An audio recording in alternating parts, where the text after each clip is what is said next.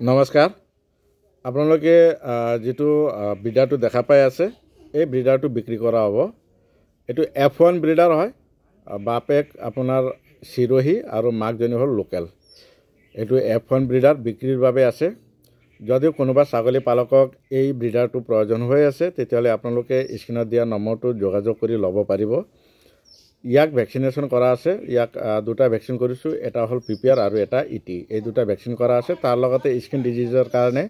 আইভাৰমেক্টিনৰ যেটো নিয়মিক বেজিটো থাকে সেইটো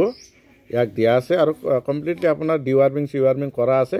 খুব ধুনিয়া স্বাস্থ্যত আছে আপোনালোকে এটো লৈ গৈ ডাইৰেক্ট ক্ৰছ কৰিব পৰা হ'ব এটো অলৰেডি মানে ৰেডি আছে